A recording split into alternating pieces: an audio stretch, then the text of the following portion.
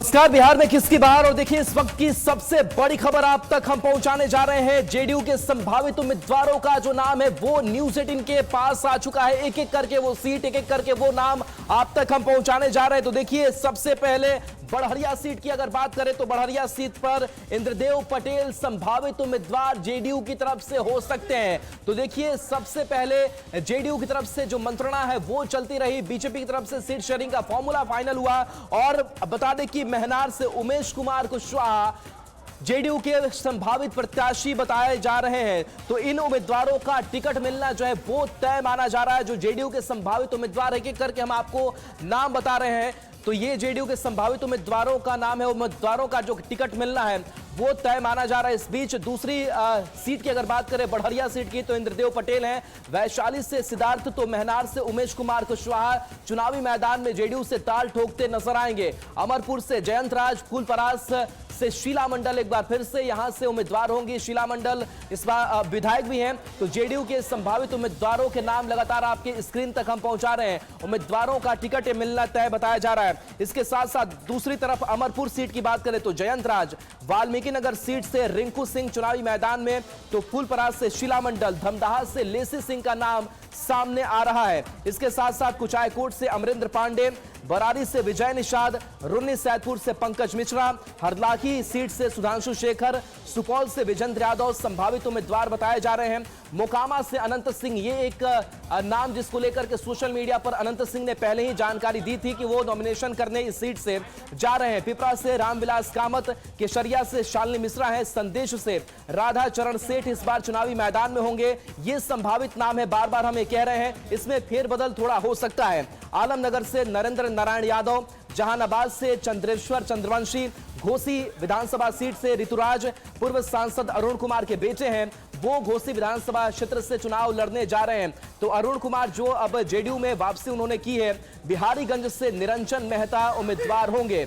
हथुआ की अगर बात करें तो राम सेवक सिंह, गोपालगंज जिले में ये सीट आती है। भोरे से सुनील कुमार प्रत्याशी होंगे। तो विजय चौधरी सराय रंजन से एक बार फिर से दोहराए जाएंगे। सोनबरसा से रत्नेश सदा जेडीयू के उम्मीदवार होंगे। तो शिवहर से चेतन आनंद इससे पहले आरजेडी में थे, हालांकि हमने देखा बीच में जेडीयू के वो साथ आए और उन्होंने अपना इस्तीफा भी सौंप दिया है। काटी सीट की अगर बात करें तो अजीत कुमार यहां से जेडीयू के उम्मीदवार होंगे। इसके साथ साथ वारिसनगर से अशोक कुमार मुन्ना का नाम सामने आ रहा है। बरबीघा से सुदर्शन, इसके साथ बहादुरपुर से मदन सहनी चुनावी मैदान में होंगे, जो अभी मंत्री भी हैं। इसके साथ साथ कल्याणपुर से महेश्वर हजारी का नाम सामने आ रहा है। तो ये वो नाम है जेडीयू के संभावित उम्मीदवारों का, जो एक एक करके हमने नाम आपको बता दिए हैं। इसमें कई ऐसे चेहरे हैं जो रिपीट किए गए हैं। आनंद अमृतराज हमारे साथ न्यूज 18 संवाददाता फोन लाइन पर। आनंद, जो संभावित उम्मीदवारों की एक लिस्ट है न्यूज 18 ने बताई है, इसमें खास क्या लग रहा है?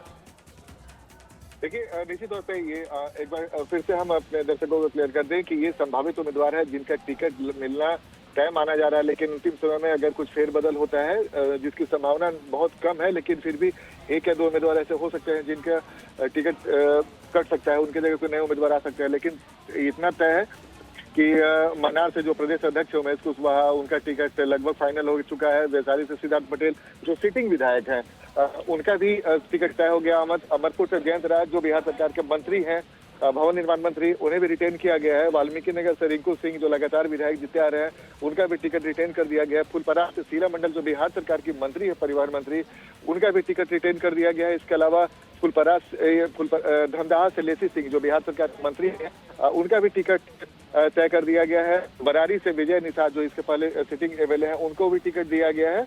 रुन्नी सैदपुर से पंकज मिश्रा जो अभी सिटिंग एमएलए हैं, उनका भी टिकट बरकरार रखा गया है। इसके अलावा हरलाखी से सुधांशु शेखर भी अभी सिटिंग एमएलए हैं, उनका भी टिकट बरकरार रखा गया है। इसके अलावा सुपौल विजेंद्र यादव जो जेडीयू के सबसे वरिष्ठ नेता है, बिहार सरकार के मंत्री, ऊर्जा मंत्री, उनको भी रिटेन किया गया है। और अनंत सिंह जो मोकामा से अनंत सिंह, जिन्होंने 16 तारीख को नॉमिनेशन की तारीख भी ऐलान कर दिया है, उनको भी टिकट दिया जा रहा है। पिपरा से रामविलास कामत जो अभी तक सिटिंग एमएलए है, उनका भी टिकट बरकरार रखा गया। केसरिया से शालिनी मिश्रा है जो मोतिहारी की तरफ से आती है, उनको भी टिकट दिया गया, वो अभी वर्तमान में विधायिका भी है। संदेश से राधा चरण सेठ जो एमएलसी थे, इस बार एक नए चेहरे के तौर पर राधा चरण सेठ को टिकट मिल सकता है, जो वैश्य समाज से आते हैं, एक बड़े नेता माने जाते हैं वैश्य समाज के। आलमनगर से नरेंद्र नारायण यादव जो है लगातार इसके पहले भी विधायक रह चुके हैं कई बार, और उपाध्यक्ष विधानसभा के उपाध्यक्ष भी अभी वर्तमान में है, उन्हें भी फिर से टिकट दिया गया। जहानाबाद से चंद्रेश्वर चंद्रवंशी, ये थोड़ा इंटरेस्टिंग है। चंद्रेश्वर चंद्रवंशी जहानाबाद से इस बार लोकसभा चुनाव लड़ रहे थे 2024 में, लेकिन वो चुनाव हार चुके थे, और तब माना गया था कि जो अरुण कुमार, जो पूर्व सांसद थे जहानाबाद में, वो चुनाव में खड़े हुए थे लोकसभा चुनाव में, और जिनके वजह से माना जा रहा था कि चंद्रेश्वर चंद्रवंशी की हार मिली है। बहुत दिलचस्प है राहुल, मैं एक बार फिर से बताना चाहता हूँ कि चंद्रेश्वर चंद्रवंशी को जहानाबाद से टिकट दिया गया, और घोसी सीट है जहां से ऋतुराज, जो पूर्व सांसद अरुण कुमार के बेटे हैं, उन्हें टिकट मिल सकता है। ये दोनों बेहद दिलचस्प है, क्योंकि अरुण कुमार की वजह से चंद्रेश्वर चंद्रवंशी हारे थे, और चंद्रेश्वर चंद्रवंशी को इस बार जहानाबाद से दिया गया है। और पिछली बार भूमिहार वोटरों की नाराजगी खबर आ रही थी, तो उसे साधने के लिए अरुण कुमार को न सिर्फ आज जेडीयू में शामिल कराया जा रहा है, बल्कि उनके बेटे ऋतुराज को टिकट दिया जा सकता है। बिहारीगंज से निरंजन मेहता, जो वर्तमान में विधायक है, उन्हें भी रिटेन किया गया है।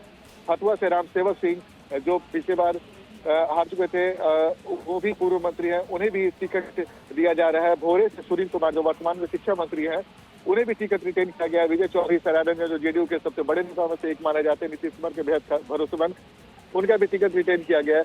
सोनबरसा से रत्नेश सदा, बिहार सरकार के उत्पाद मद्य निषेध मंत्री हैं, उनका भी टिकट रिटेन किया गया है। सीवर से चेतन आनंद, जिसकी चर्चा आपने की, चेतन आनंद इसके पहले आरजेडी विधायक थे, जो कल ही उन्होंने सीवर से विधानसभा से इस्तीफा दिया है, और अब जेडीयू के टिकट पे सीवर से किस्मत आजमाएंगे। कांटी से अजीत कुमार, जो बिहार सरकार के पूर्व मंत्री रह चुके हैं, जिन्होंने जेडीयू ज्वाइन किया था, और इस बार कांटी से उन्हें टिकट मिलने की उम्मीद बहुत ज्यादा है। वारिसनगर से अशोक कुमार मुन्ना एक बार फिर से उम्मीदवार बनेंगे जेडीयू के। बरबीघा से सुदर्शन, जिनके नाम को लेकर थोड़ा संशय था, लेकिन खबर है कि सुदर्शन ही बरबीघा से इस बार भी जेडीयू के उम्मीदवार के तौर पे उतरेंगे। बेलागंज से मनोरमा देवी, आपको याद होगा जब उपचुनाव हुआ था तो इस बार मनोरमा देवी ने जीत हासिल किया था, सुरेंद्र यादव के गढ़ को उन्होंने तोड़ा था, तो मनोरमा देवी को इसका इनाम मिला, और फिर से उनका टिकट बरकरार रखा गया। बहादुरपुर से मदन सहनी, जो बिहार के समाज कल्याण मंत्री हैं, उनका भी टिकट रिटेन रखा गया है।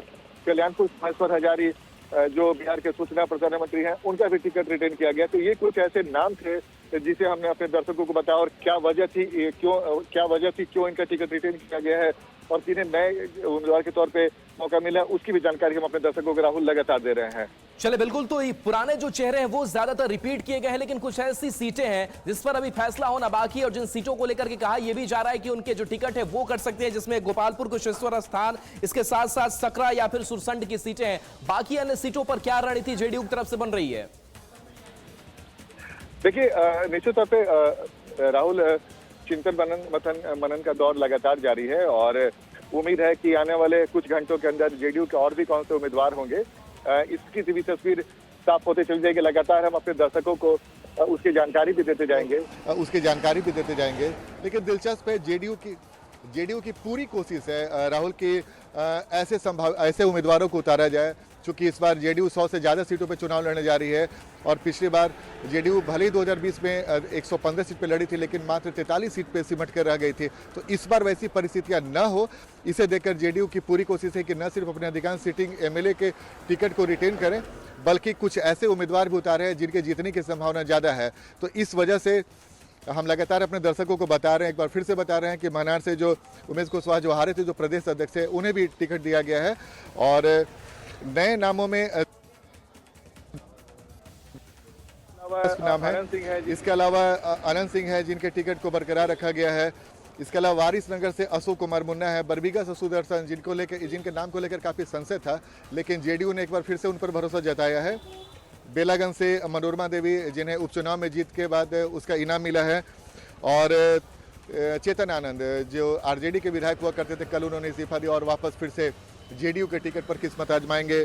तो कुछ ऐसी सीटें हैं जो लगातार हम अपने दर्शकों को बता रहे हैं, और धीरे धीरे जैसे जैसे पुख्ता जानकारी आते जाएगी, हमारी पूरी कोशिश रहेगी हम अपने दर्शकों को वो जानकारी भी दें। बिल्कुल आनंद, तो देखिए एक बार फिर से वो लिस्ट हम बता रहे हैं, और इस लिस्ट में खास बात यही नजर आ रही है कि जो पुराने चेहरे हैं उससे जेडीयू ने रिपीट किया है, यानी कि रिस्क बहुत जेडीयू की तरफ से नहीं लिया गया है, या फिर जो परफॉर्मेंस अगर किसी का खराब भी रहा हो, या फिर लोकसभा चुनाव में जिनको हार भी मिली है उन पर भी भरोसा जताया गया है, यानी कि जेडीयू मानती है जानती है कि आपका कभी परफॉर्मेंस ऊपर नीचे हो सकता है, लेकिन अगर आप मजे हुए राजनीति के खिलाड़ी हैं, अगर आपकी जनता में पैठ है तो आपको जगह जरूर मिलेगी।